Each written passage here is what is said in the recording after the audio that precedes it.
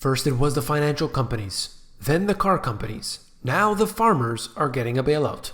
Where's my bailout money? You came here for the truth, so let me unveil that for you. Today we're going to look at what is happening with government giving the farmers a bailout. Very interesting, and I want to show you both sides of the equation here today. I'm going to present you with the facts, and then I'm going to actually share what I think. Okay? So let's begin by taking a look at this article out of Politico. The administration is planning to ease fears of a trade war by announcing Tuesday about $12 billion in aid to farmers hurt by retaliatory tariffs. Okay? The administration's plan is expected to use two commodity support programs in the Farm Bill, as well as the Agriculture Department's broad authority to stabilize the agricultural economy during times of turmoil. How are they going to do it? By buying up excess supply. That's right. So we have this problem with supply and demand. Suddenly, there's not as much demand for exports. So the government comes in and buys up that supply that normally would have been bought by a country like China, for example. So maybe it's soybeans, let's say. And you have China buying less soybeans from the United States. So we have this excess supply. Now the farmers, they've already planted these crops. They've been growing them year after year after year. That's what they do. They're growing that soybean crop, let's say. Suddenly, they only need, let's say, 80% of what they had before. Maybe less. Who knows? Well, the government comes in and says, here's a paycheck. We're going to support you. And on one hand, I could see how that is very good. Because the farmers, they have a tough time as it is. And they're, in fact, an aging population. So it is important to protect the farmers. The farmers feed people within that country as well as people outside the country. And so it is very good to do this. On the other hand, most importantly, we have central planners deciding who wins and who loses. Which crops are going to be the ones to get the benefits? What if you have a small percentage of soybeans being grown, but primarily you grow lettuce? Are you going to get the same benefits as somebody who has an entire field of soybeans? I don't know all the details of it. I'm just saying there's no possible way to monitor all of this, to control all of this, and to be able to decide who gets what, how much, and when, and why, and so on. What should happen is that in this case, you might have these farmers switching to a different crop. You might have farmers who simply give up on farming. Now, if there's less farmers, there's less supply, suddenly, either things will even out, perhaps in this case, or we could have prices rising. Less supply.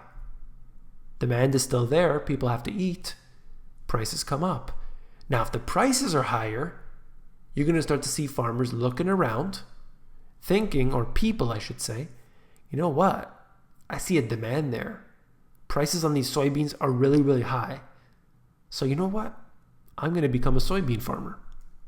And so they do that. And this is an oversimplified version. But that's how it works. But if the government comes in and just says, we're going to decide that soybeans should be at this price, to me, that's just a false economy. You're not allowing the natural expressions to occur. You think you're smarter than natural price discovery. I know a lot of people will disagree, but you know what? I'd like to hear your thoughts.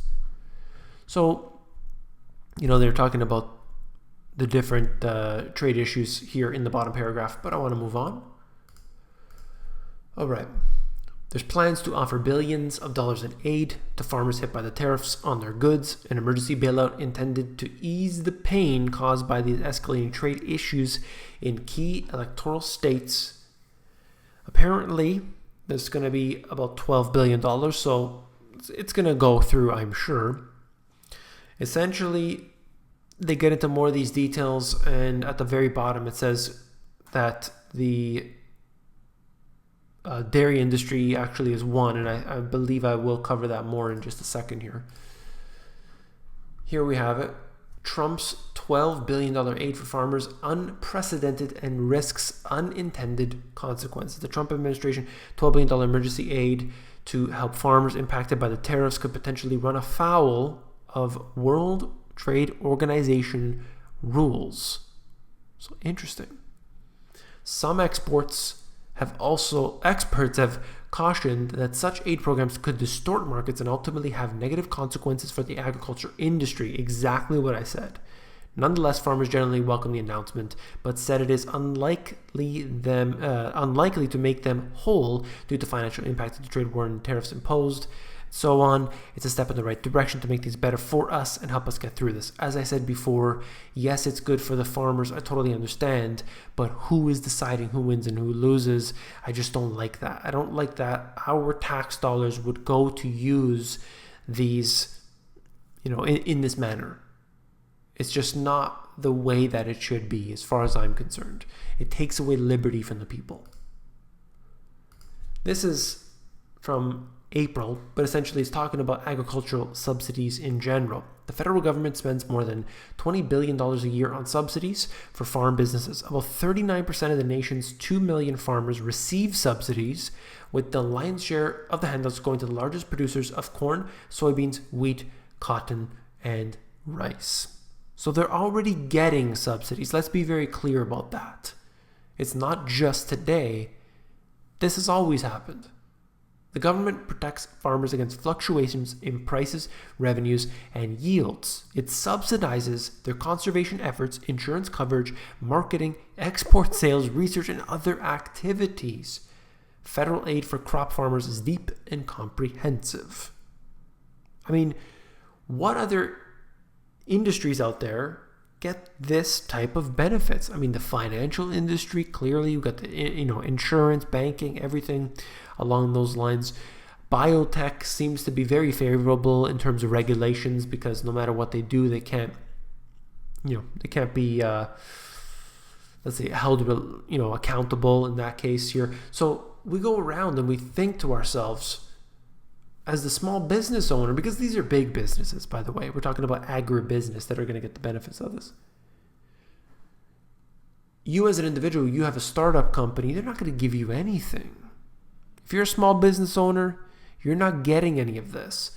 It seems to be the big agribusiness, these massive half-automated systems that are running today, these farms that don't really need much human involvement anymore anyway.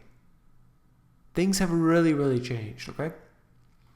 And I'm not saying anything about, just to be clear, about farmers. This is absolutely essential, but I think we should be going back in time, and people should be growing their own food. You can grow it in cold environments. Do not be fooled, right? We're looking at the natural price mechanisms that are there. Look, if soybeans are not necessarily required today, then as a farmer, you have to change. You have to start growing lettuce. You have to start growing whatever it is, whatever the people are into these days. That's what you have to do. And sometimes it's not going to be a good thing for you. That's the nature of this business. It's very, very hard. And no wonder people don't want to be farmers. But ultimately, I think people should be doing a little bit on their own. We could be helping out the farmers big time, not their wallets necessarily, but just to take a little bit of the pressure off, okay? Because we've got some problems right now, as I said before, aging populations. All right. To this day, to be treated as a farmer in America doesn't necessarily require you to grow any crops. According to the Government Accountability Office, between 2007 and 2011, Uncle Sam paid some $3 million in subsidies to 2,300 farms where no crop of any sort was grown.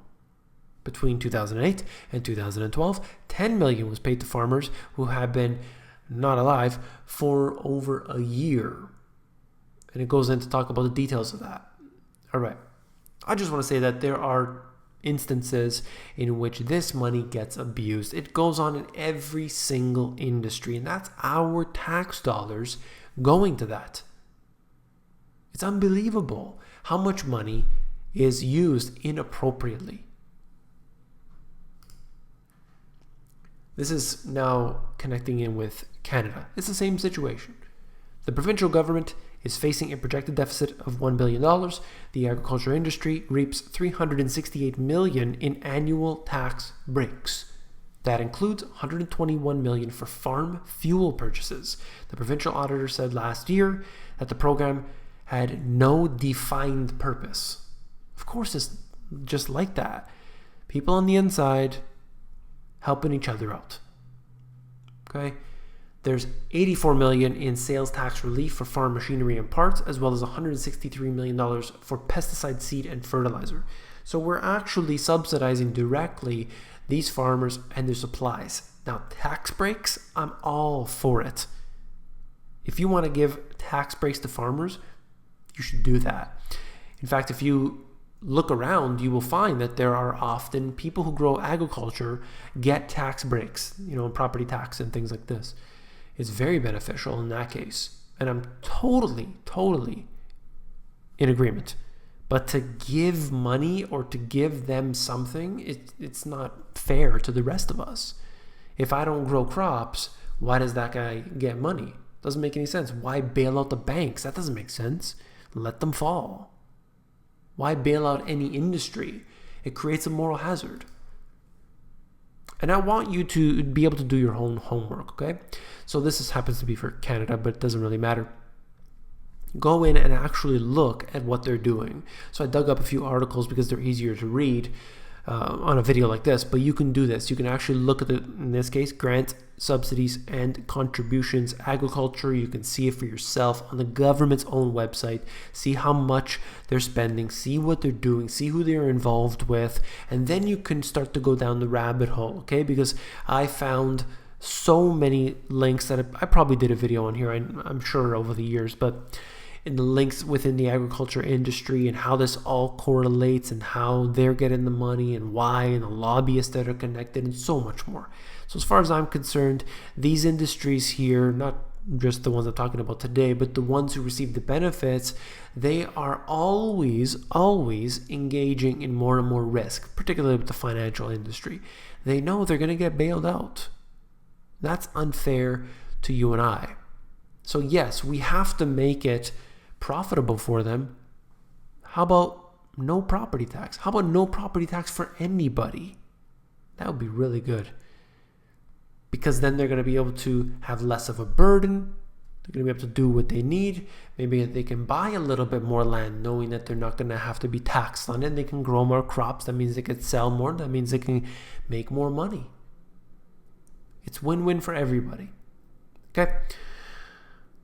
That's all for this video. If you found it informative, please give me a thumbs up. If you disagree with me, leave a comment down below and let me know what you think. It's very important that you share your opinion. Understand, I'm trying to bring both sides of the equation here. And generally, I don't talk about my opinion on the situation. But for this, I wanted you to know where I stand on it, okay? Because there is more than one side. I see both sides of it, okay?